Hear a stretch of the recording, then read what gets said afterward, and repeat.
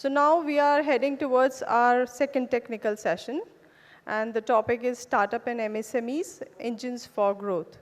Ladies and gentlemen, it is well said, from a tiny acorn grows a mighty oak. MSMEs and startups have created a ripple effect on the economy of not only our country, but the whole world. Beginning with a handful of MSMEs and startups, we have several unicorns and decacorns offering immense possibilities when considering the economic growth. To dwell upon the intricacies on the subject, we have extremely learned experts. Would request the dignitaries to please come on the dais. C.S. Parveen Kumar Gupta, Chairman Utkarsh Small Finance Bank. C.S. Dr. Preet Deep Singh, Chief Analytics Officer and Vice President, Invest India. Shri Rajiv Chawla, Chairman, Integrated Association of Micro, Small and Medium Enterprises of India. Dr. Rajiv Roy, Dean Academics, XLRI, Xavier School of Management, Delhi NCR.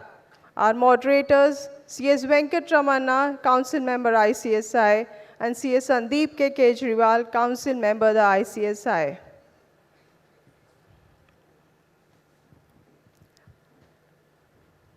I now request C.S. Venkatramana to please welcome C.S. Parveen Kumar Gupta, Chairman Utkarsh Small Finance Bank, by presenting him a planter.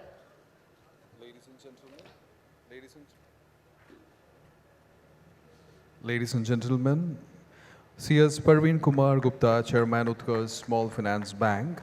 He was a former Managing Director of State Bank of India. Prior to joining Utkarsh Small Finance Bank, he was associated with Bank of Baroda as its senior advisor.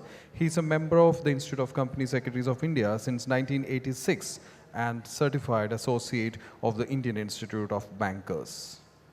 I now request C.S. Sandeep K. Kejriwal to please welcome our guest, C.S. Dr. Preet Deep Singh, Chief Analytics Officer and Vice President, Invest India, by presenting him a planter. C.S. Dr. Preet Deep Singh, Chief Analytics Officer and Vice President, Invest India. Dr. Singh leads one district, one product team at Invest India under the Ministry of Commerce and Industry, Government of India. He's an associate member of ICSI and holds a PhD in finance from IIM Ahmedabad. He teaches blockchain at IIT Kanpur and startup mindset at IIM Sambalpur. I now request C.S. Venkatramana to please welcome our guest, C.S. Shri Rajiv Chawla ji, Chairman, Integrated Association of Micro, Small and Medium Enterprises of India, by presenting him a planter. Sri Rajiv Chawla is popularly known as a face of modern Indian MSMEs. He is chief mentor at Basic Business Accelerator Startup Incubation, founder and chairman of J. Raj Group, and I Am SME of India. His revolutionary program, GAPS, Growth Accelerator Program for Small Businesses, is being followed in more than 27 clusters across India. I now request Sandeep Kejriwal ji to please welcome our guest, Dr. Rajiv Roy, Dean Academics, XLRI, Xavier School of Management, Delhi NCR, by presenting him a planter. Ladies and gentlemen, Dr. Rajiv Roy is an entrepreneurship evangelist, a startup mentor and CEO of Exceed, the campus incubator. He holds a PGDM from IIM Ahmedabad and has been involved in entrepreneurship development in 14 countries across 5 continents. Let us now request the moderators to kindly take over the session. Thank you.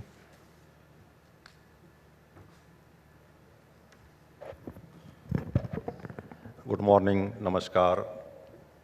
हर हर महादेव भगवान काशी विश्वनाथ की नगरी में आपका स्वागत है friends our VP CS B Narasimhan is not here because he lost his mother couple of days back.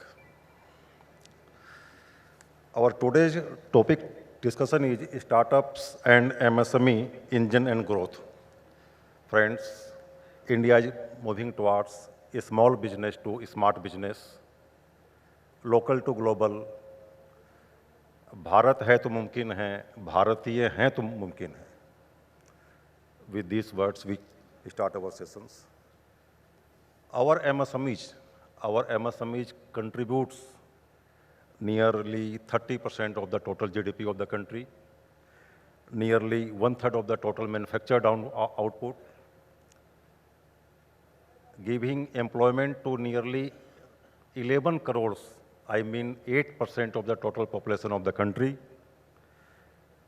with the support of MSMEs. In addition to big corporate houses, we are able to achieve the 5 trillion economy, the dream of Prime Minister Modi ji.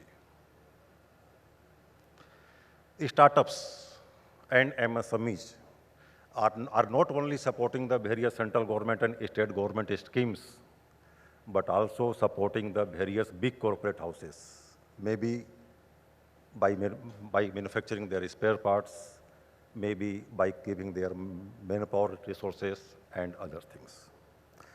The scope of Indian startups is enormous, with immense opportunities for growth and expansion. A young population, a population residing in the type 2 cities, a thriving middle class, and a rapidly expanding economy are the drivers of the enormous potential. A strength to MSME means a strength to normal society, we common people. One of the key aspects of startups and MSMEs is their potential to foster business growth. They empower individuals to turn their ideas into reality, driving the spirit of innovation and economic self-sufficiency. This, in turn, creates a vibrant ecosystem that encourages the pursuit of innovative solutions to various challenges. The growing demand for specialists in almost every sphere of the corporate functions has led to emergence of professionals, we company secretary, who can perform specialized skills. Company secretary is one professional who is responsible for efficient management of the corporate sector to the MSME, to the startups, and by which only the MSMEs and startups don't burn their fingers during their starting years, and they save their time, resources, and energy. We company secretary are playing or may play the big role in the handholding of the MSMEs. Maybe their organizational structure, maybe proprietorship firm, partnership firm, private limited company, maybe their listings, maybe their legal compliances, maybe their project finance, may aid to support, to increase or create their sales, their marketing, their project finance, their taxation planning, their financial planning, and many more. Friends, for this topic today we have C.S. Praveen Kumar Gupta. He is also a member of ICSI and presently he is chairman of NSDL and chairman of Utkarsh Small Finance Bank. The next speaker is C.S. Dr. Preet Deep Singh, Chief Analytics Officer and Vice President, Invest India. Our Sri Rajiv Chawla, Chairman, Integrated Association of Micro, Small and Medium Enterprises of India. And next one, Dr. Rajiv Roy, Dean Academics, XLRI, Xavier School of Management, Delhi NCR. These are the speakers who give us their words of wisdom, how the role of MSME and startups in the Indian economy, and how we company secretary give them handholding to excel their excellence. We welcome you all, sir. I request all the audience to please join their hands to welcome them. All the panelists will give their opening remarks 5 to 7 minutes. And after that, we will start the question and answer session with all the panelists. Some questions we have, you audience may ask also some questions.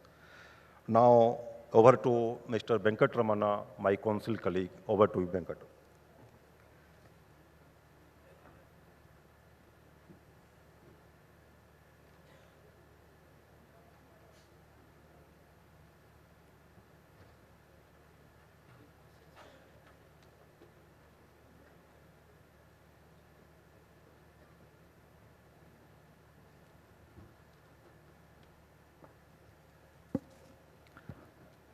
Very good morning, everybody.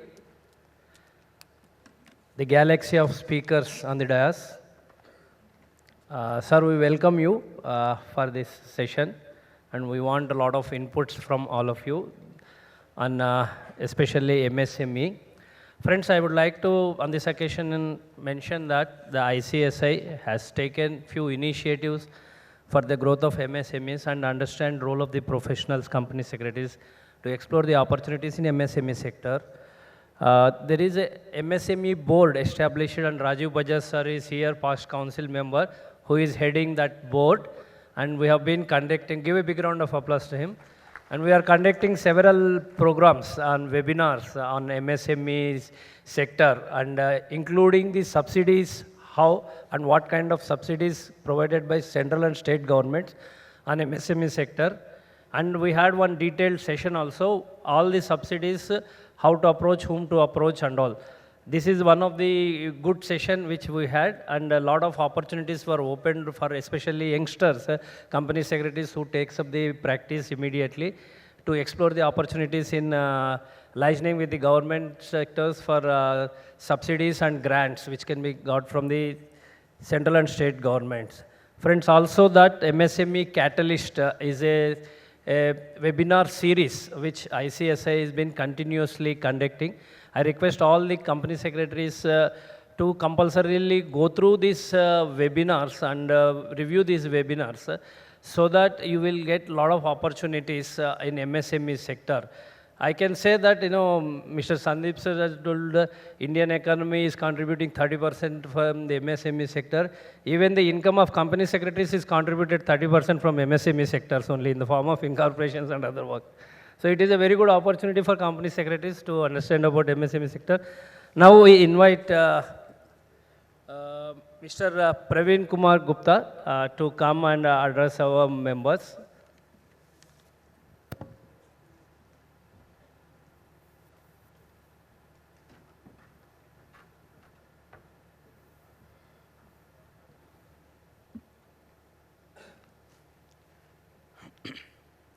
Hi, so a very good morning to all of you.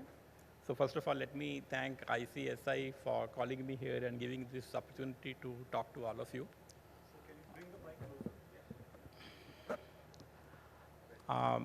Before I get into the topic, let me just tell you briefly about my association with MSMEs. So I retired from SBI as Managing Director in March 2020. I headed the entire retail and digital operations in SBI. So MSME was a part of my portfolio. So MSME portfolio was about 2.5 lakh crore in the bank, out of the total portfolio of almost 40 lakh crore, which was under my control, which included both liabilities and assets. But I think my more time went into handling this 2.5 lakh crore rather than the rest of the portfolio. So that can tell you the kind of problems that MSME portfolio normally poses for the banks. More importantly, I was also a part of the UK Sinha Committee on MSME, which was constituted by RBI in 2018, and that committee submitted the report in June 2019. The good thing about that committee was that, as a part of that committee's deliberation, I went across the entire country. We had meetings at Delhi, Calcutta, Bangalore, Pune, and Guwahati. We met cross-section of MSME entrepreneurs as well as the associations to get feedback in terms of what are the problems they face and what initiatives the government or the RBI can take. So we were actually very happy after we submitted the report that most of the recommendations of that committee were actually accepted by both RBI as well as the government. So like changes in the definition of MSME, aspirational districts, definition of regulatory retail by RBI, a lot of other such recommendations got accepted. Some of which were still work in progress. I think you would have heard something called OCAN, which is still a work in progress, which has not yet happened.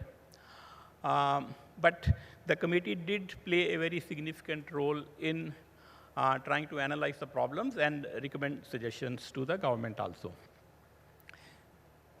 Right now, I am associated with 2 startups who actually are doing financing of MSMEs. So all of them have been doing well. So I have some ground level experience now in terms of what the banks were doing and what the fintechs and the NBFCs are doing in terms of financing MSMEs also. See, generally when you talk of MSMEs and the problems they face, everybody assumes that main problem of MSMEs is finance. But our view is that finance is just one set of the problems. The problems, in fact, the MSMEs are much bigger. There are a lot of other problems they face, but sometimes some of those other problems get converted into finance problems, and the finance gets blamed for all the MSMEs going bad. I think already Mr. Kejriwal has spoken about why MSMEs are important. I think their contribution to GDP, to exports, to manufacturing is so huge that for this country, if it has to grow, and it has to generate employment for a lot of people of this country, the MSME have to do well. There is no option for this country but to ensure that the MSME as a sector continues to grow. On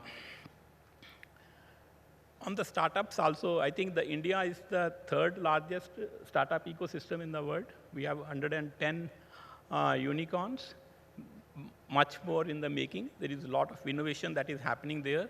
So there is a lot of support that this ecosystem also requires. Again, banks have done a lot of work, both in SBI as well as in Bank of Baroda. We opened specially startup branches in Bangalore and other cities where the bank staff has been helping all the startup guys to how to take care of various things. See, financing of startups is another thing, actually. I think the purpose of opening these branches were actually to help them to set up the systems itself, actually, and to take care of the systems. When we talk of MSME financing, actually, let me tell you from the bank's perspective what happens generally. You find sometimes the bank's not very responsive, and if you hear the banks, they will tell you that your NPA levels are very high.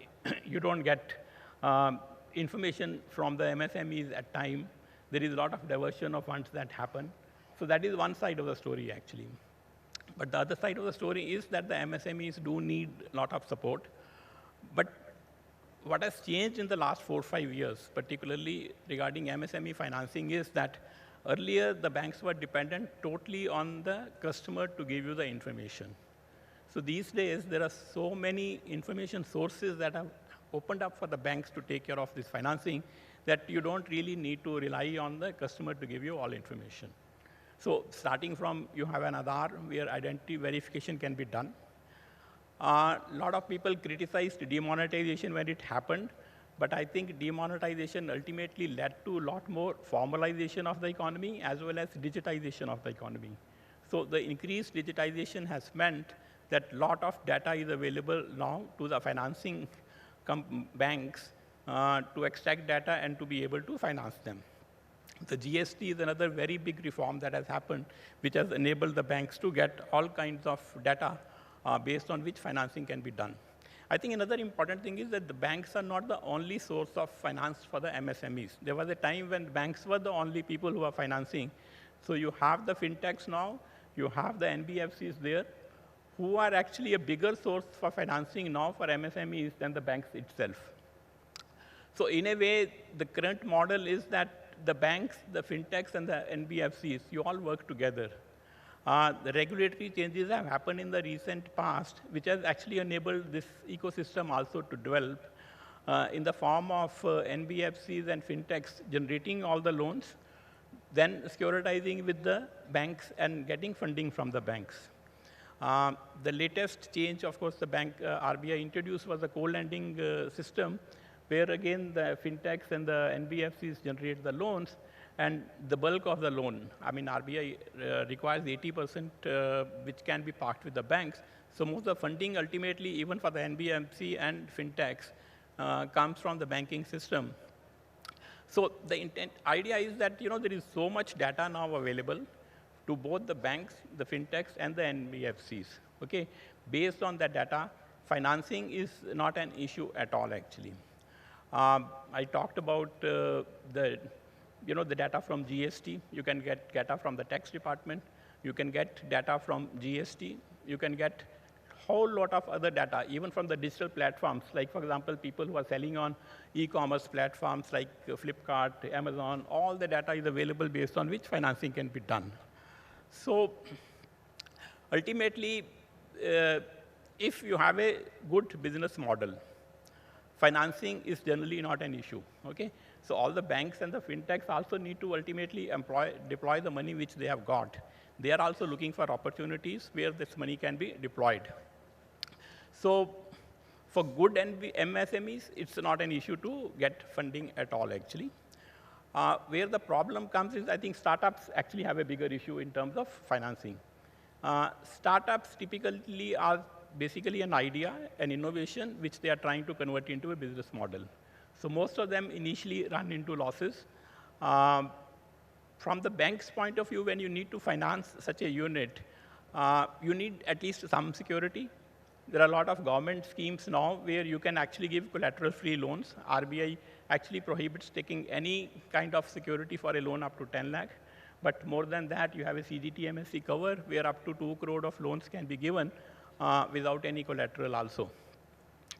But the problem sometimes a startup has is that, forget about a collateral, they are not able to give you even a primary security, and which causes an issue for financing startups as far as the banks are concerned. I still remember a case that in one case, we sanctioned a limit to a startup, and ultimately we found that he is not able to use the limit. That limit was sanctioned without any collateral security. The only thing is that, all of you would be aware of the concept of DP, actually. For the bank to give you a limit, you need to ultimately need drawing power in the system to be able to use that. But then we found that the only expenditure that startup had was some money on IT, rent, and electricity bills, and some wages. So how do you calculate DP for such a person? There was no DP, there was no primary security available, and we couldn't even make available the limits to that startup, actually. So generally, startups are funded by either family friends, angel investors, PE investors. There are a lot of people who are specialized in taking those kind of risk. Ultimately, on the startup system, I think one thing which we need to understand is that not all of them will succeed. The failure rate for the startups also is very high. Ultimately, the banks are custodians of their depositors' money. Can they take that kind of a risk or not? I think if the banks start financing a lot of these startups who ultimately fail, then the question will come is what kind of due diligence the bank had done, whether we should have financed that particular startup or not, actually. But I still believe that the way ecosystem is developing in the country, the way the government is supporting, there are a lot of schemes which the government has. The SIDBI has schemes where collateral-free loans are given. Even seed funding is also being given by many of the government agencies. There are a lot of funds that have been set up for this purpose. So where the company secretaries can play an important role is that, generally the entrepreneurs are very good in having the idea and executing the ideas. Where they are not very good is in paperwork, in documentation, in being able to submit the data to the banks and to be able to obtain the bank loans and all. The corporate governance is generally another issue with most of these entrepreneurs, both startups as well as entrepreneurs. And that is where I think the company secretaries can play a very big role in ensuring that the documentation is done. They are able to provide all the data to the financing agencies and to be able to obtain finance. So I thought I'll end with this opening comments. So maybe the rest we can discuss when we have the question answer session. Thank you, Gupta sir, for your words. Sometimes MSME and the startups may not have their good past records, but they need funds. So always we MSME, we the startups give the eyes of the banks, how the banks are giving support to them. So you have explained everything very well. Now I would like to request Mr. C.S. Preetdeep Singh, Chief Analytic Officer and Vice President Invest India, to please give him opening remarks in 5-7 minutes.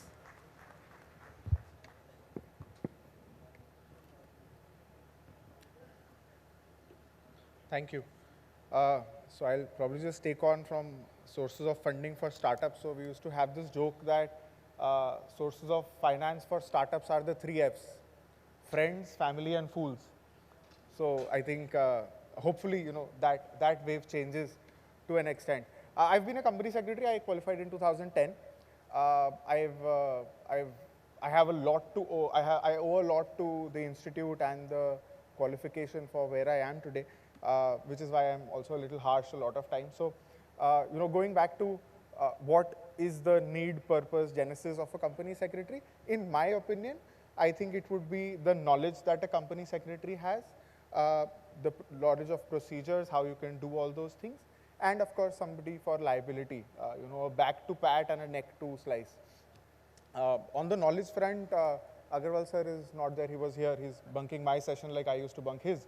He used to tell us this story कि securities appellate tribunal में somebody was presenting and they said, no, this is based on this very recent notification that came out just this Wednesday. And the opposing party said, oh, you are not up to date. There is a new notification that came out just this morning.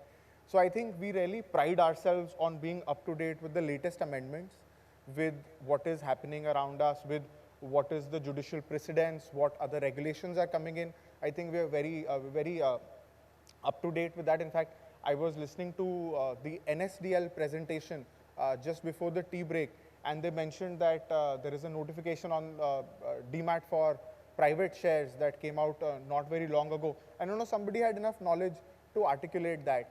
So I think that remains a wonderful thing. In terms of procedures also, I think the session before us, Des mentioned about how, you need to ensure that minutes are circulated at a certain time, sufficient notice is given to things, process is followed, and of course, liability remains as it is.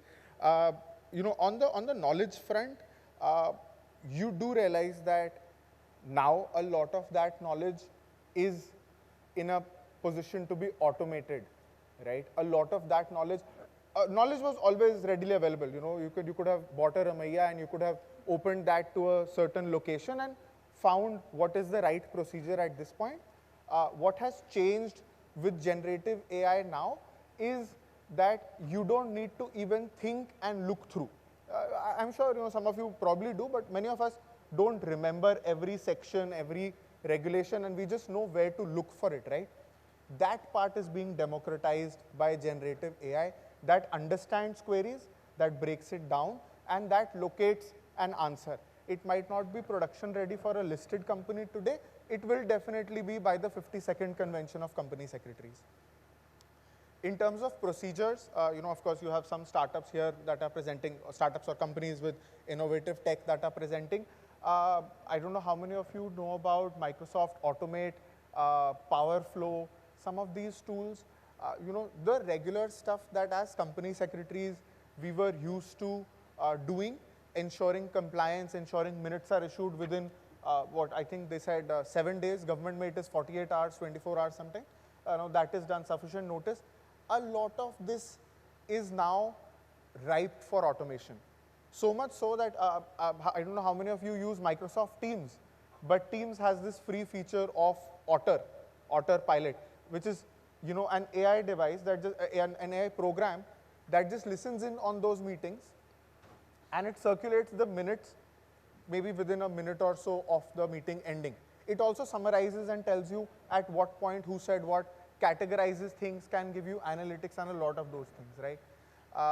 I am sounding a little alarmist to my own self right now, but what I wanted to get back to was, the knowledge that we pride ourselves on should not be restricted to just the few compliances or so many compliances that we were taught during our education and that we are much more comfortable with.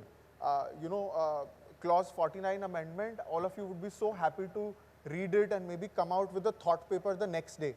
I remember Pavan sir from Corporate Professionals, unke website pe there used to be so many thought leadership articles, knowledge frontier articles on what is happening. I haven't seen as many, I'm sure some of them are there, I haven't seen as many on how automation changes the role of a company secretary. I haven't seen as many on educating our brethren on what cryptocurrencies are. Thankfully, because of the Sam Bankman-Fried trial, he was sentenced yesterday. It is again in the news to some extent. There are many startups that are working in the crypto, AI, blockchain space. I've already mentioned that your compliance knowledge might not be what gets you further. It got you here, won't get you there. If as company secretaries, we will be restricted to things that are not cutting edge, it is easy to imagine that we might stay behind, right? If you are not going to be the person who is going to discuss with a startup founder that, you know what, I see this as a potential risk, but there are these 3, 4, 5, 7 things that we can do to counter these risks, you will never break in to get a seat at the table. A company secretary can have a key managerial position, KMP, but it is not mandatory. It doesn't come with your qualification. You will have to remain up to date, cutting edge knowledge, and you know, from a personal note, a little non-judgmental also, you know, because we get exposed to so many MSMEs, we get exposed to, as sir mentioned, you know, failure rate of startups. It is very easy for a company secretary or any professional for that matter to write off a founder and say, "Arey, ye nahi chalega." You know what, they haven't come to us for that. We could keep our judgment aside and look at problem solutions for them just based on our knowledge. In terms of innovation, how important that is, I'll just maybe give you one sentence.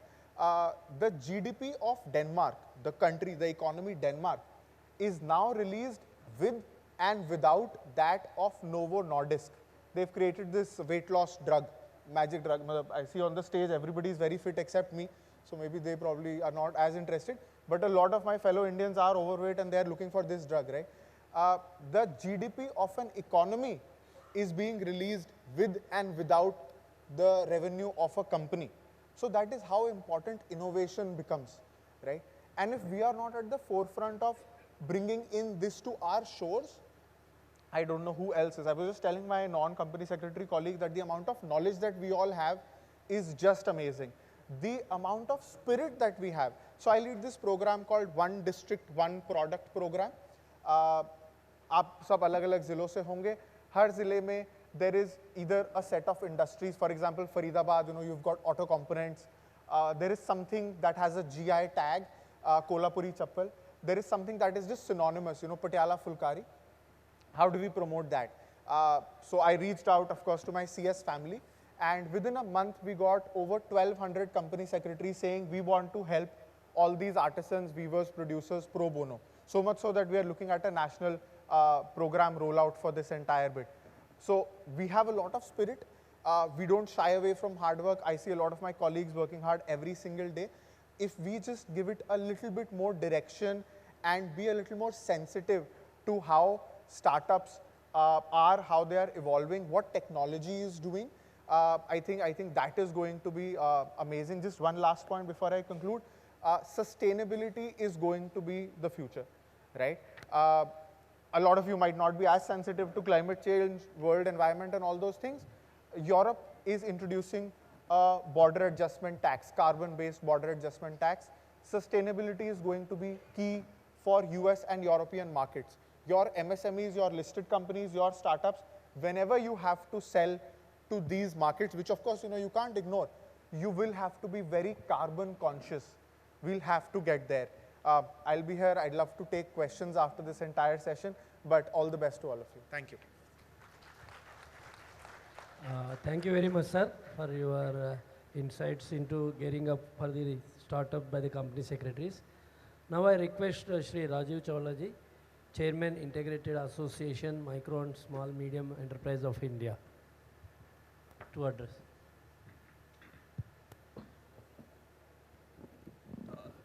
Good afternoon. I've made a small presentation to keep my thoughts and my talk crisp and on track. And I call this "The Future is Now." I come from the MSME sector, and I agree and particularly disagree with, you know, sometimes categorizing MSMEs and startups in one bundle. There's a whole set of difference. Everything is different. So startups could be, you know, overnight corporates. At least that's what they want to be. And that's what they are meant to be, with the help of technology and investors and support. MSMEs today are a different world. And let me just tell you that perhaps each one of us, I mean, the self-employed, self-employed professionals, the company secretaries who are working individually or in groups, all of you are also MSMEs.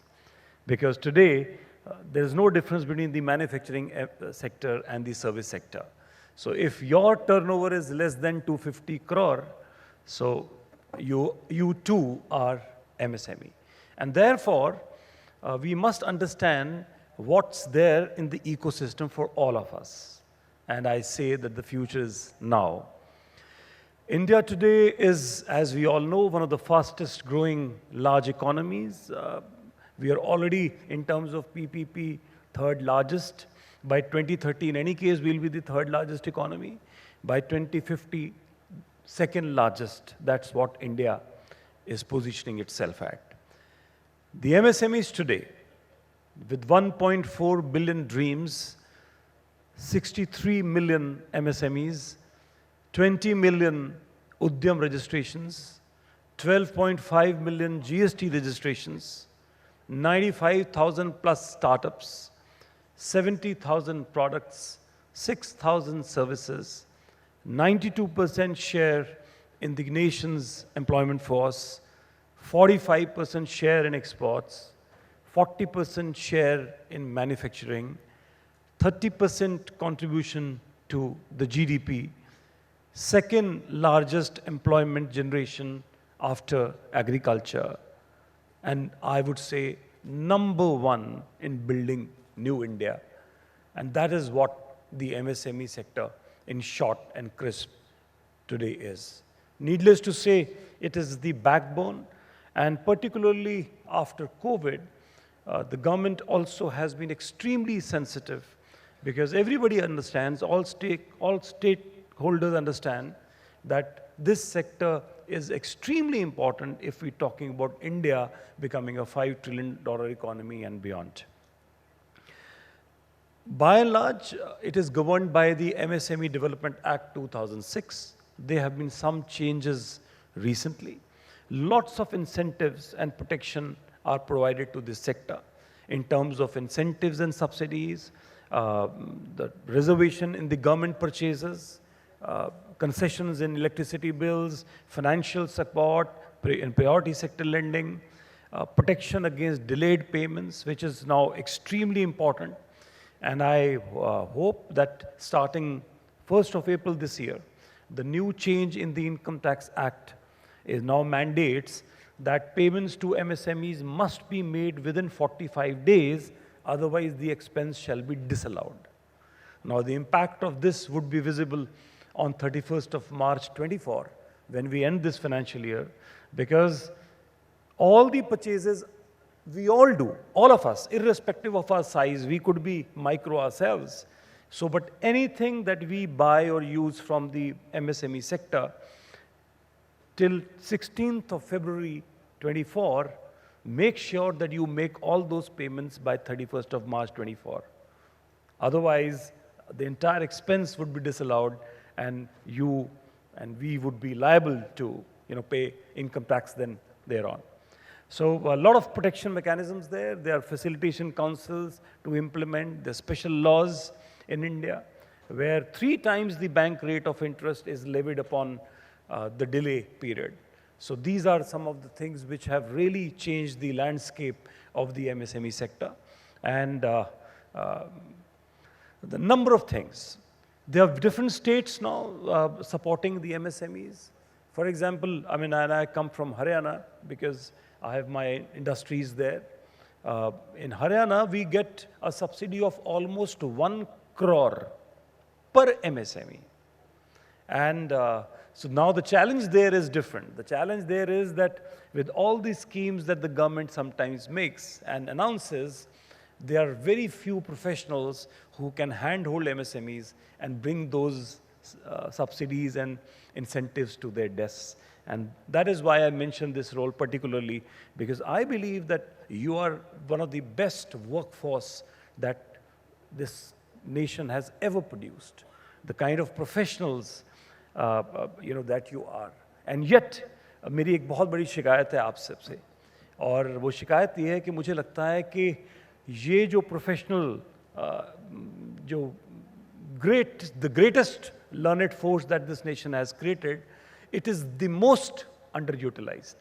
Mark my words, you haven't yet realized, a few percentage points of your entire potential. So look at the MSME sector.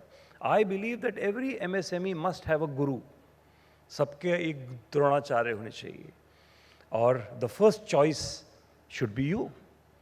So जब एक MSME बनता है, जब start करता है, जब पहली बार अपना कोई करंट अकाउंट खुलवाता है, तो उसको उस दिन आपका ध्यान आना चाहिए और आप फर्स्ट डे से उसको हैंड होल्ड कर सकें और आगे ले जा सकें. I think this is my dreams and one of my dreams, and I'll tell you later why I say this. So it's a very fast changing world of business, we understand.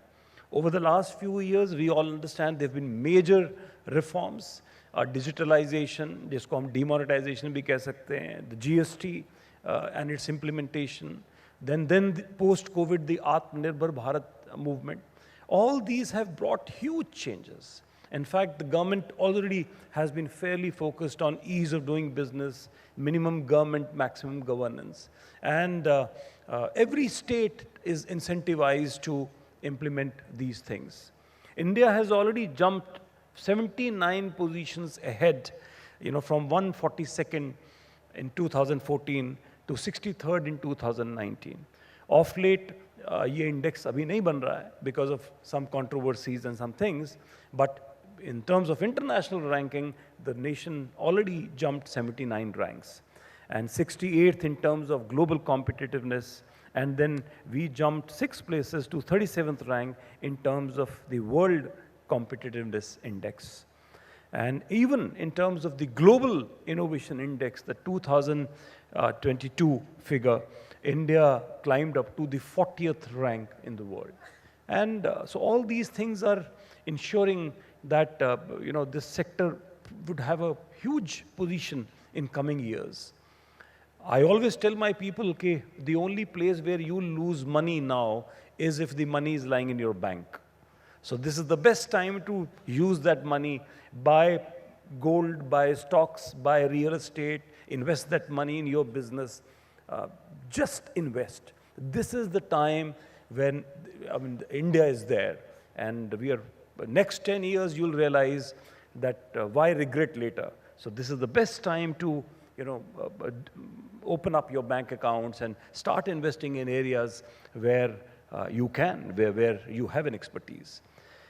Over the last 3 decades, 2 things were challenging and changing the world very fast. The globalization, which actually meant that geography is history, and technology, which meant a death of distance.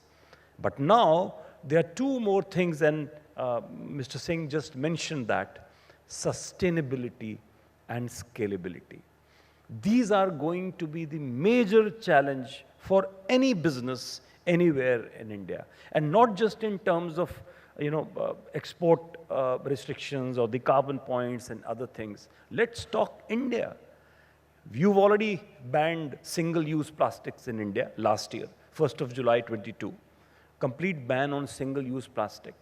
Imagine how many thousand industries would have closed down, all in the MSME sector, who were making small plastic spoons and straws, etc. Imagine the ban on crackers and the impact it would always have on the MSME sector. In Delhi, they've already banned diesel generating sets. And a lot of changes are happening. And believe me, in times to come, because the Prime Minister has already committed that India by 2070 would be a net zero nation, many more sustainability laws would be coming into picture. It's not just ESG for some of the listed companies today, but at the MSME sector, the impact is so huge, and yet we are hardly looking there because we are still talking about sustainability index and ESG returns and other things which are of more interest to you today. But when I look at you, I believe that how I wish every MSME entrepreneur, has a mentor or a guru from your community, and someone who can actually guide them and tell them how they have to be prepared for coming times. Many big changes and new programs have come. If I just look at post-COVID, there was a change in IBC Act. There was a lot of support in terms of emergency loans, 20% first time, and then 10% in the second COVID wave. a restructuring scheme by the RBI, a subordinate debt scheme there. So number of things, number of support programs came from the government. And yet, irony is that handful of people utilized that subordinate debt scheme, which was actually meant to support the stressed MSMEs. A restructuring where the RBI was very clear that the asset quality, the asset category will not change, and a standard account shall remain standard.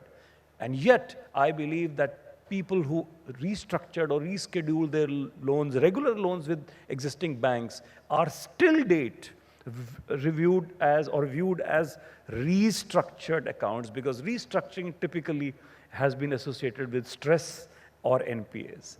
And so in spite of the RBI circular, the challenge there remains. So I mention this because you are the ones who are actually advocates, can be the mentors and or the fighters for the MSME sector. So point is that once you understand the pains of the MSME sector, you are the ones who are going to give them the right advice, and that is what would be the huge market for you. And I repeat again that as on date, I believe that you are not even using 5% of your real business potential. So a lot of things are changing now again, other than the Gati Shakti scheme and investments and PLI schemes that again the world talks of. Let me tell you about RAMP. RAMP is a 6,000 crore fund which the government of India has made. World Bank has shared 50% and 50% has come from the government of India. Now this 6,000 crore fund is meant for the MSME sector. Every state has to submit an investment proposal, what they want to do in their state for the MSME sector in terms of their scalability. And this fund is then, shall be given to those states. So 10 states have already submitted their plans, and incidentally, I'm part of that evaluation committee. I believe that every state is so serious about upscaling the MSME sector and supporting their MSME sector that in coming years, you would realize that this is actually your largest market. It's not about private limited companies and IPOs and corporates. Those, of course, are your natural customers. But then this is a sector which as yet is unexplored or unutilized. And I believe this sector has a huge opportunity. So in this ramp, many states, gave ideas that they would create a district industry centers, they would strengthen district industry centers, they would train some people who would know all about the MSME schemes, and then those professionals would deliver goods to the MSMEs. And there I took a stand. I said that why are we not utilizing ICSI for that? The number of company secretaries, the kind of strength you have all over India. Let's take MSME sessions with them. Let us tell them what they can do for the MSME sector, what are the support schemes, what are the subsidy schemes, and then they become the natural mentors for the MSME sector because you have a nationwide presence. So I am really advocating for that, and I hope you'll see, because this idea has been bought by everyone, and there it is. So maybe in times to come, through the RAMP program, that a lot of upscaling in MSMEs is going to happen, and it's a 4-year program. In 4 years, please grow 10 times, and your customers base is the MSME sector. Focus there, and it's a win-win opportunity for everyone. So let me tell you that the future is already here. It is just not evenly distributed. So we are a country where they say that 4% of nation's wealth 70% of nation's wealth is owned by perhaps 4% of people. But I believe that 4% of India is also 6 crore. So if there are 6 crore wealthiest of people living in a nation who need a second car, third car, a second home, new factory, another plot, another holiday home, etc., etc. Look at the kind of, things that are required by this segment. And just imagine if every year or every 2-3 years we add just 1% to this sector. And likewise, as many people from the lower to the middle and the middle to the HNI sector, you would find the change. So it's not about achieving $5 trillion economy in the stage 1. It is about adding $1 trillion economy every year. And this is what the exponential growth is. And this is where India is placed and India is poised. You take 30 steps. Each step of 1 meter, you walk 30 meters. But then you take first step of 1 meter, then 2, then 4, then 8, 16, 32. By the end of 30th step, you would have traveled the circumference of the earth 14.5 times. This is the power of exponential growth. And India is poised for this exponential growth. Supported by you, I believe this largest force of work professionals can become knowledge partners to the MSME sector. Thank you. Thank you, Chawla ji. Thanks for your kind words of wisdom. आपने MSME के बारे में explain किया, and as well as you have also explained the role of a company secretary, right from the applying to the bank for opening a current account. We company secretary should be there right from applying PAN card before applying to current account. You have also mentioned the 1.4 billion dreams. It means every house, every family of the country is expecting a small business by supporting to the Indian economy. Thank you, Chawla ji. Now I would like to request Sri Rajiv Rai ji to please address us with your opening remarks in 5-7 minutes. Rajiv Rai sir.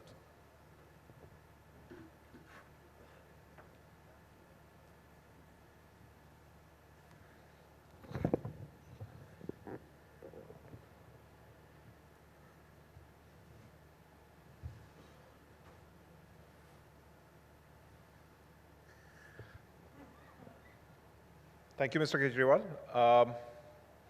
In the back, can you hear me? Okay. I'll start with a small question. What do you think are the main problems being faced by entrepreneurs and startups in this country right now? Anyone? You have to be a little loud. Anyone? Knowledge? Governance? Equity? You have to be a little louder. Capital, okay. So I've done this small little exercise. I end up meeting about 300 to 500 startups every year. There are two questions I ask them. The first one I'll ignore. The second question is, what are the problems you're facing? And these are the top 3 problems that I have been able to identify when it comes to startups. Number 1, whether they like it or not, they have not been able to zero down on the right market need. I have met a startup out of Nagpur who has developed a search engine. Why would I want to do something other than Google was the question he could not answer to me. He had already spent about 80 lakhs of his father's money in building that startup. I have met a startup from Guwahati who had come up with a very interesting pen. It was a pen with a lipstick on top of it. I asked him, how many women have you talked to before you came up with this one? He said, no, I have not talked to any woman. So that, do you intend that men should be using the lipstick? So anyway, that is one of the major problems that we have. The second problem that we have is that of technology. Startups are not able to understand technology, nor are they in a position to understand how to leverage it. I know of startups who are AI startups who would probably not know the difference between AI and ML. What is analytics and how is it different from big data? I know of analytics startups who will not be able to make the distinction. There are people who have gone into technologies and are dependent on a third-party vendor to make sure that the very core of the enterprise is actually carried out perfectly. Now I come to the third one. The third one is the entire problem around regulation and laws. People ignore that in the early days. Simple things like an agreement between founders is not done correctly. The foundations, the structure of the enterprise is not done correctly. One blockchain entrepreneur I met, he said that I have registered my firm in BVI. First I had to ask what is BVI. I was good in geography, but I had to ask what is BVI. Then I figured out it is British Virgin Islands. Then I asked him why there. He said, no, there are 5 other people who have done the same thing. I said, that's an amazing reason to do that, but there must be some other reason why you have spent about $100,000 in registering yourself over there. He could not come up with one. Startups will always be at the cutting edge of regulation. That is the nature of what they do. Look at something like the entire gaming industry right now, facing a lot of problem. New laws have come up over there. Look at the entire blockchain industry. Similarly, they are also trying to flounder around and figure out what the problems are. Even look at industries which have been here for more than 10 years. I'll talk about ride sharing. Ola, Uber, Rapido have still not figured out where they are regulatorily. There are still a bunch of problems that they have to counter. E-pharmacies, I've got a student who started off PharmEasy. That take it easy policy doesn't work anymore when it comes to PharmEasy. They're now crying all the way because, again, variety of reasons, regulation is also one of them. These are the main problems that they're facing. And what is the place that they go to sort out these problems? Right now, there are 2 kinds of resources which are available to startups. One is an incubator, and the second is a mentor. I'll add a third one over here, which is a professional who helps them out. In the case of regulation and in the case of technology, they can go to professionals who can help them out. Technology, somebody who knows that. In the case of regulation, someone like you, a professional like you who can help them out. But when I come to the primary ones, the mentor and the incubator, these professionals are not very well connected with either. I think you need to have different ways in which you are able to connect to the startup ecosystem before you can start providing the same level of value to the startups. Incubators. About 5 years back, there were just about 100 incubators in the country. Right now, we are 600 incubators and counting. Huge growth in the last few years. Since 2016, when we had the launch of Startup India, there has been a tremendous growth in the number of incubators. But the incubators seem to be following a system which is Western and not appropriate for where we are right now. An incubator is a brilliant, beautiful looking space, usually inside a university. None of the startups want space. Since 2020, 2022, we have figured out that work from home is as good as working from an incubator. Nobody needs space, and all the investment is going into space. What do we need? We need good connect with technology. There might be about 10 incubators in the country which can connect you to technology, and I'm not counting the incubators in the IITs over there. They might be inside the IITs, but they have no way of connecting you to technology. Other is connecting the startups to the right professionals who are going to help them set up the enterprise. There again, I see a lack over here. What do we have? We have one logo somewhere of an organization. Vakil Search and Lawyer are doing a great job, but that is inadequate. You know it is inadequate. That is not enough advice to a young company to start off. We need somebody sitting across the table from them and advising them on how to go ahead with it, and that is currently not there. Next, I'll come to mentors. Many of you would want to be mentors. Some of you have started your own enterprises. Many of you would know of 1,000 other enterprises who have done well. But here I want to add something. Mentorship is not about putting somebody in the right direction by showing them the direction. Mentorship is all about asking questions. Believe me, A mentor is not the one who gives answers. It is someone who points them in the right direction. That is a mindset you have to develop. So for example, if you're on the side of a road, your mentee is on the road and there is a truck coming hurling down, you don't get into the road and pull him out of the road. What you tell him is, see that thing? That's a truck coming. If that person does not have the intellect to get out of the way, then it is good that the truck comes and hits the person. Right? That is how you have to be as a mentor. And we need professionals such as you who are going to be mentors to these enterprises. The speakers before me have talked about capital, money, as something which startups need. Many of you have pointed out capital and equity as well. It's not a problem. You just need good enterprises over here. Let me tell you something about the appetite that we have in this country. We have 5,000 people who do angel investing.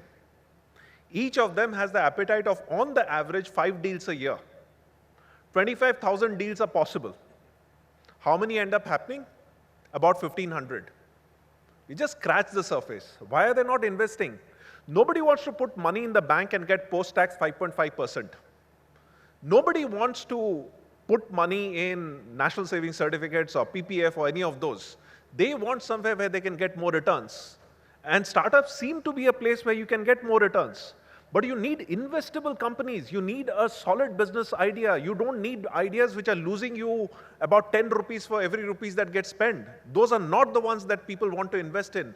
We need a quality of ideas over here. And that can only happen if more and more people get connected to the entrepreneurial ecosystem.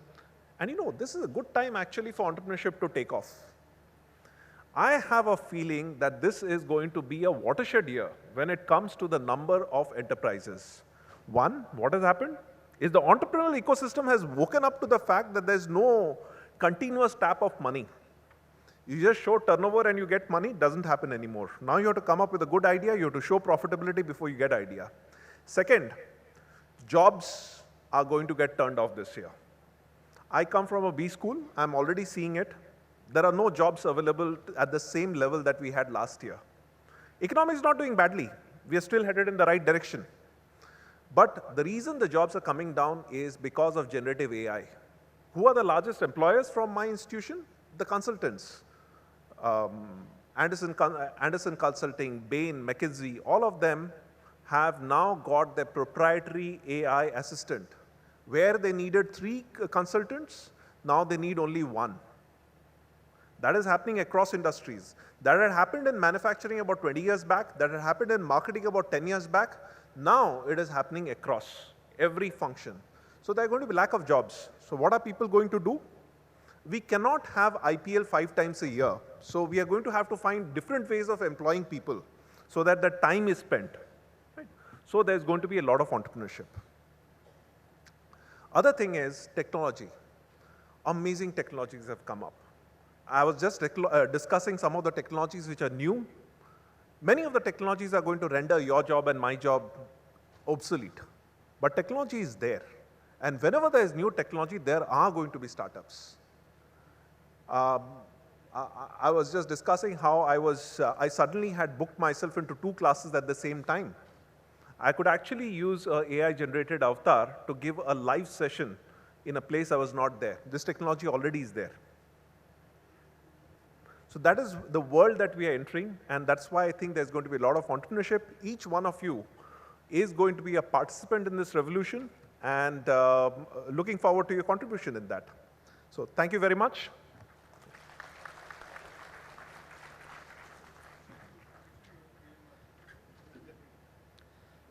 Thank you very much, sir. Definitely incubation centers and mentorship both will help and handhold the MSMEs to grow further. Friends, let us move with few of the questions with the panelists because it is a right opportunity for us to know from them. Sir, first question is to Rajiv Jawla, sir. How can regulatory framework or policies, because you have already explained what are the schemes and subsidies available with for the MSME sector, policies adapted, streamlined to create more favorable environment. Apart from these subsidies and grants, what will be the policies which will help the MSMEs to create a more friendly environment? See, a few things.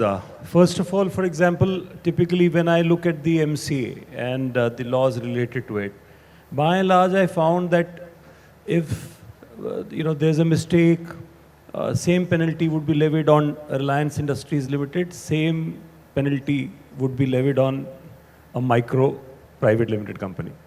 So the penalties and things are, way different.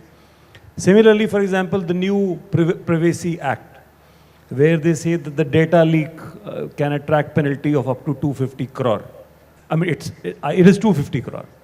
So what about a micro or small company where the value itself is less than 1 crore, but the penalty is 250 crore? So I believe that some of these things the MSME sector needs practically a different hand.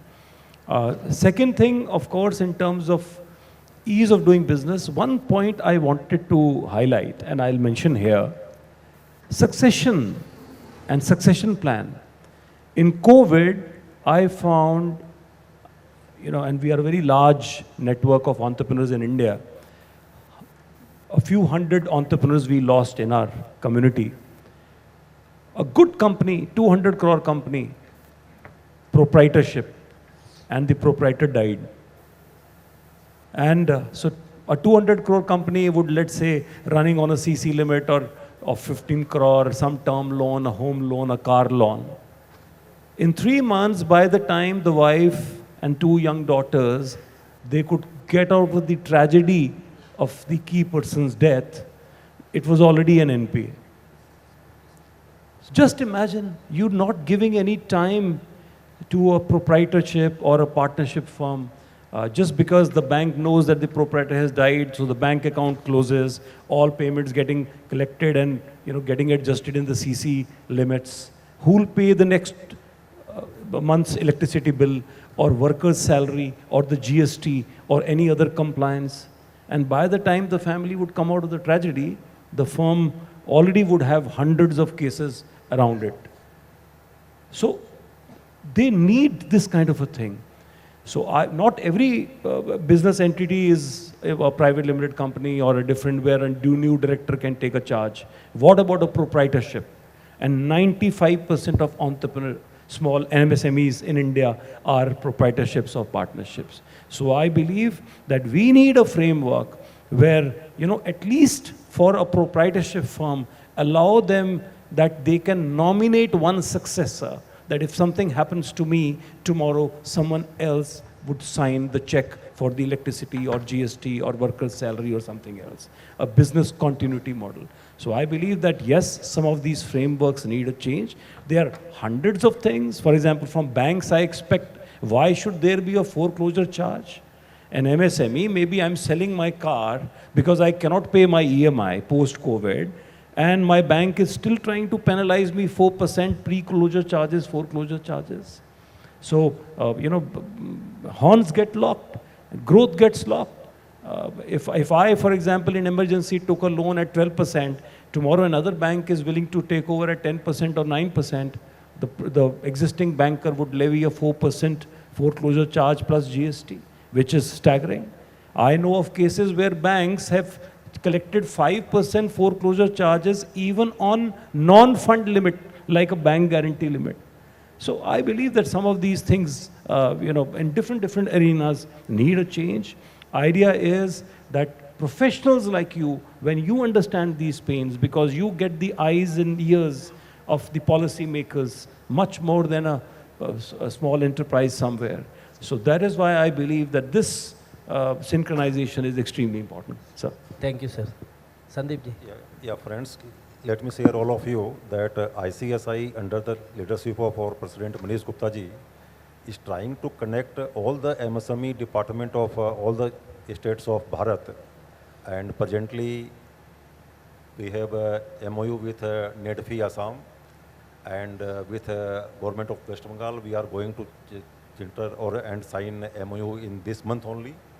And in Madhya Pradesh also, President has given the draft MOU to the Chief Minister and going to be signed very shortly. In other states also, we are trying to connect the MSME department of that ministry to get MOU with that ministry for giving hand-holding by the company secretary to the MSMEs of that states. We have separate MSME board also.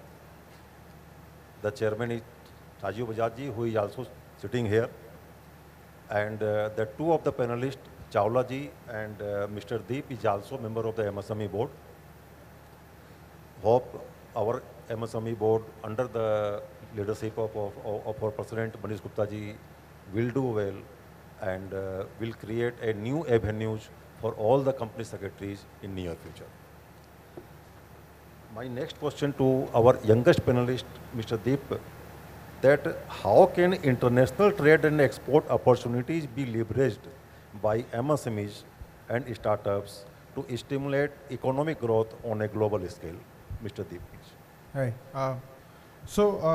International trade, I think there are 2-3 major hurdles that I currently see. One is lack of information. What is being demanded where, right? Just 1 or 2 examples on this. US buys about, I don't know, $10-15 billion of coffee. They don't buy as much coffee from us. Tunisia is one of the world's 10 largest importers of silk. They don't buy silk from India. So one is lack of information. Second, quality standard delivery. So when you want to send mangoes to US, there are certain phytosanitary clearances, procedures that need to be followed. So I think if you have to send it to Japan, then you have to ensure it goes through some irradiation that exists in APEDA certified labs in certain places. I think there is one in Varanasi also in these places, and then it goes to those markets. So the quality confirmation for a lot of our products is something that honestly a lot of our MSMEs are weak at. Third, a lot of products that we produce, branded products that we produce, or packaged products, the packaging that we give for any B2C commodity is not at par with expectations. And I love to give this example. A cell phone, a 20,000 rupee cell phone, you would have brands getting celebrities to give you an unboxing experience.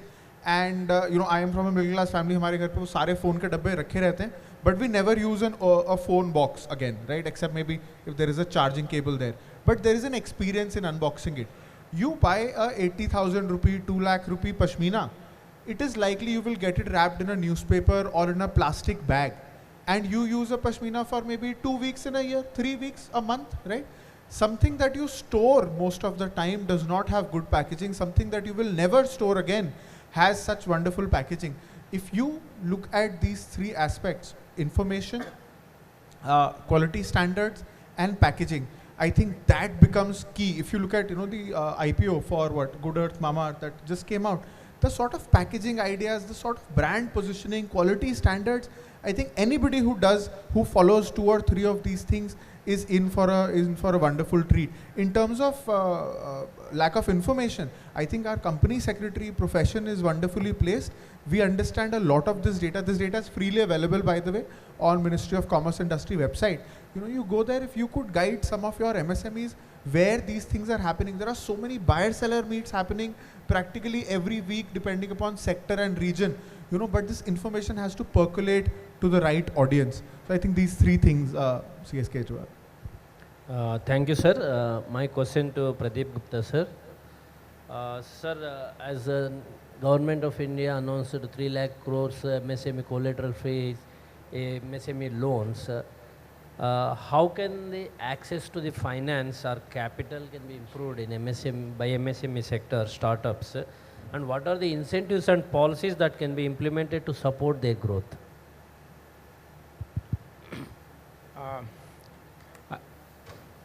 Can you hear me? Yeah. I think some of it I covered in my speech also. See, traditionally, as I said, the banks were the only source of funding for MSMEs. Now, the banks are not the only source. There are a lot of fintechs, there are a lot of NBFCs who are into the same business. They are all looking to grow. And the options available to the MSMEs to get funding are now much wider than what they used to be.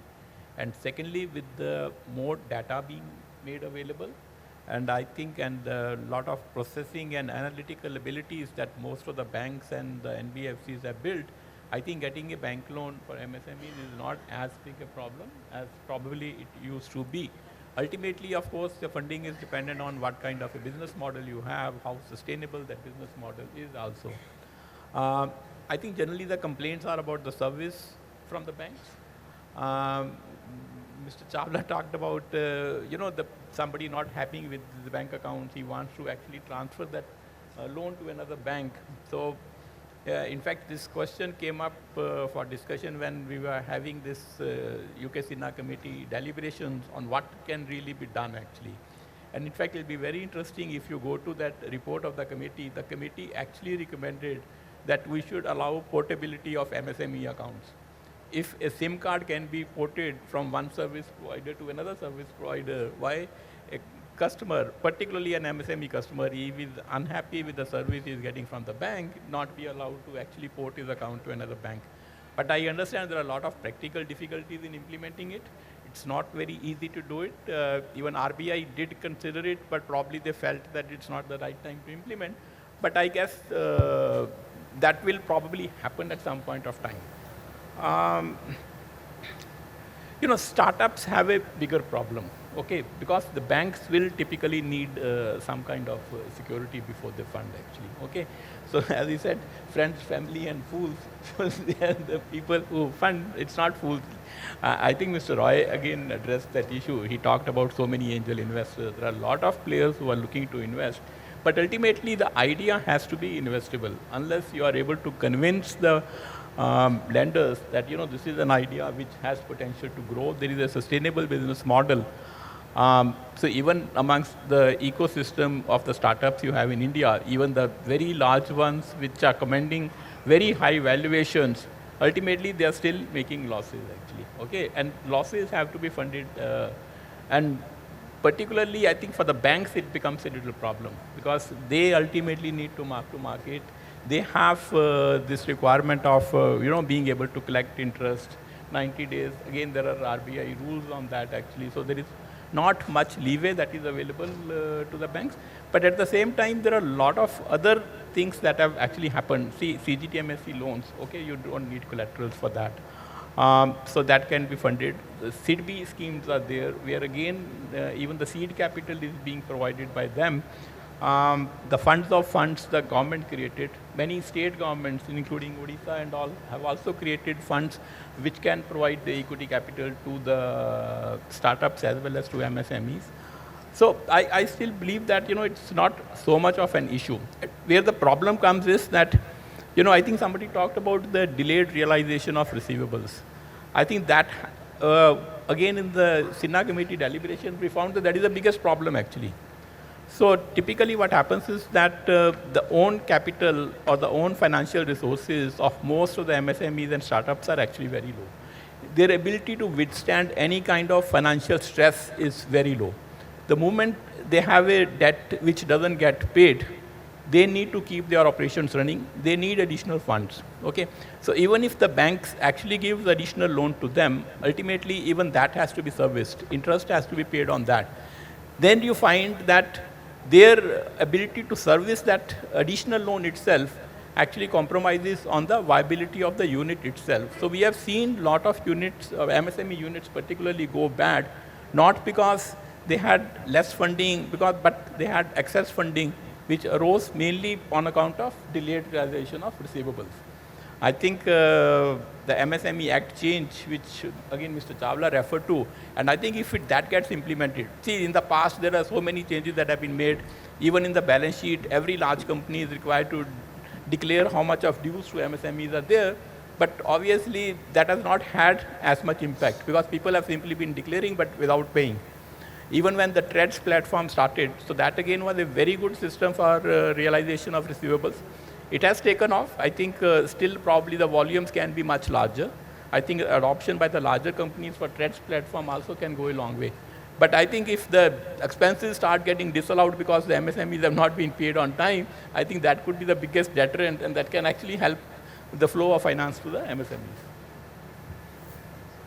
Gupta Sir, one- thank you very much, sir. Gupta sir, a small question from my side also. If a MSME approaches you for a bank loan and he has no experience of that industry in the past, he has no good financial background, how will you will see it?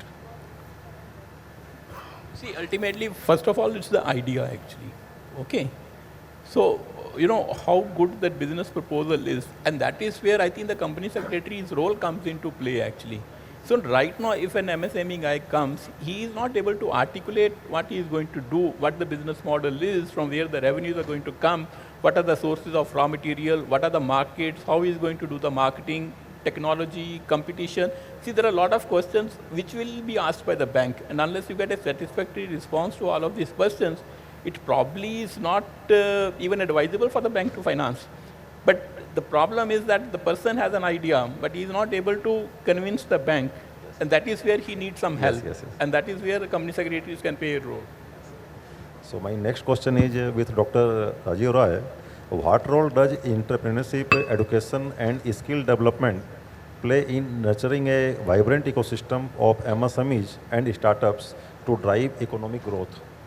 Yes, Dr. Rai. I think, Mr. Kejriwal, that's a good question. We have been following a very Western system where the entrepreneurship ecosystem and, of course, the MSME ecosystem also increasingly, even though there's a big difference between the two, has been left to financiers and incubators. I'll talk specifically about entrepreneurs right now. But that is not sufficient. We need far greater involvement. You know, entrepreneurship is something which can be taught. Entrepreneurship is based on sound principles. There's a failure rate of new enterprises which is anywhere between 95 to 97% right now. There are established ways of getting it down to much lower. Entrepreneurship education programs and students who pass out from that globally have got a failure rate which is around 30 to 40%. So there's something that happens which brings it down. But right now here in this country we have probably not created the right ones. And we at Excel, we created a program which we talk about by entrepreneurs and for entrepreneurs. I was just sharing with a few others. First year we had 600 applicants, only 30 seats. Second year, given the success we had with the first batch, we got 13,000 applicants. You need to have a system which works, and you need to implement it with people who are in the game for what they are, and you should be able to intervene correctly with them. And I think that entrepreneurship education is one of the major parts that we have to bring in if we have to get an ecosystem which has enough entrepreneurs so that we can overtake the bunch of countries which Mr. Rajiv Chawla was saying that we should overtake. See, as a child, I had not as a child, as a young professional, about 10 years back, I had these 3 countries on my radar that India should overtake them on per capita. I have a different measure, per capita. One was Kenya, the other was Nigeria, and the third is Indonesia. We overtook Kenya 5 years back. We overtook Nigeria last year. And I'm hoping that we overtake Indonesia in the next 5 years. So we are headed in the right direction, but that's not going to have unless we have good entrepreneurs in play.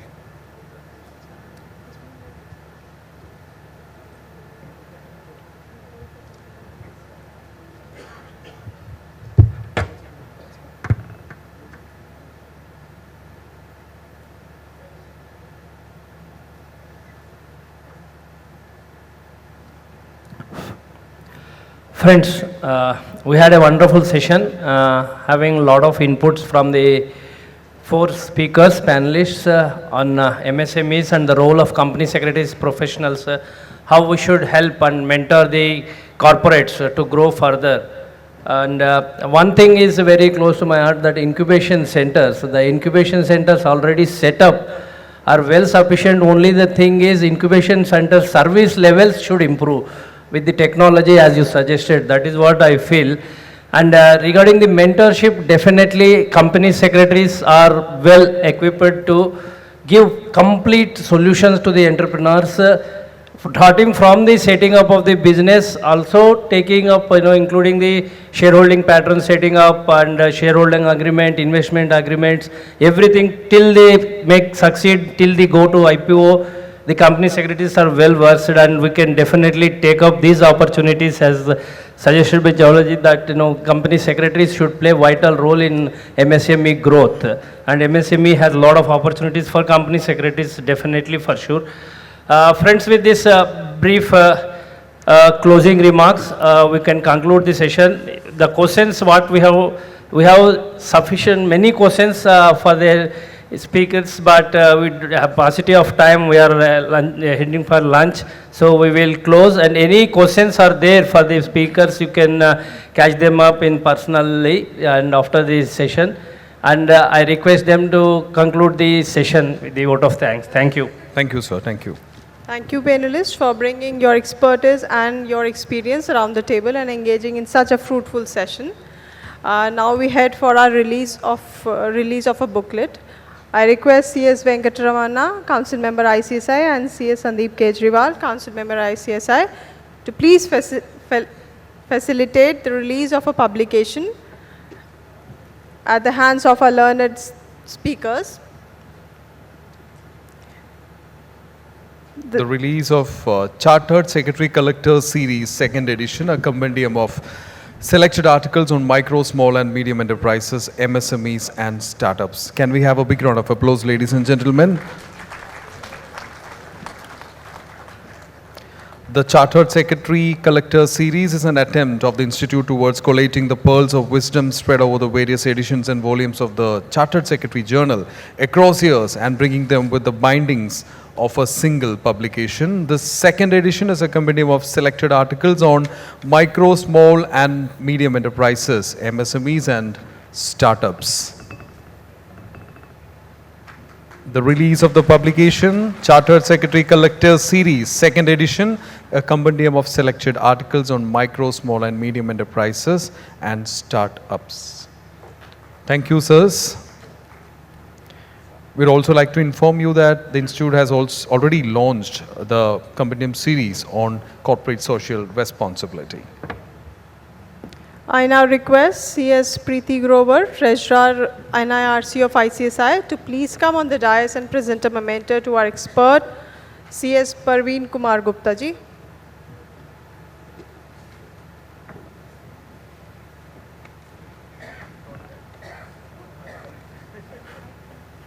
Let's have a big round, ladies and gentlemen.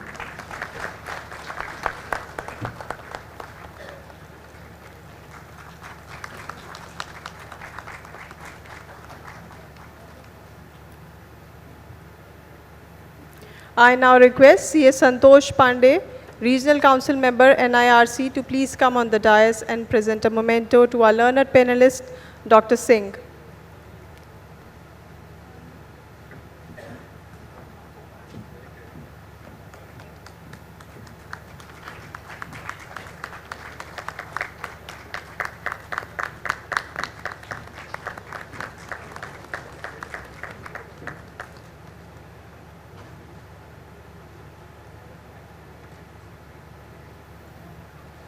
I now request CS Himanshu Harbola, Regional Vice Chairman NIRC, to please come on the dais and present a memento to Shri Rajiv Chawla ji.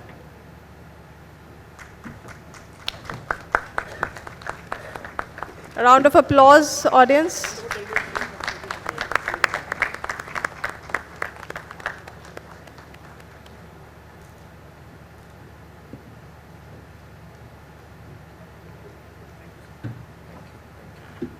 I now request CS Arjun Tyagi, Regional Council Member NIRC, to please come on the dais and present a memento to Dr. Roy.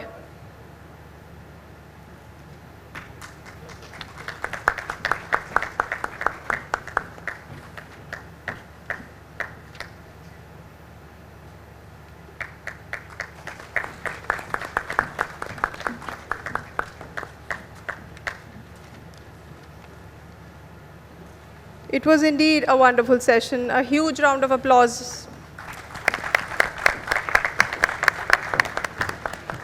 Thank you, sirs. We shall rejoin for the third technical session on ESG, creating value and sustainability for future, after the lunch break. The session shall commence sharp at 2 p.m. The lunch is arranged both at the first and the second floor. I repeat, the lunch is arranged both at the first and the second floor.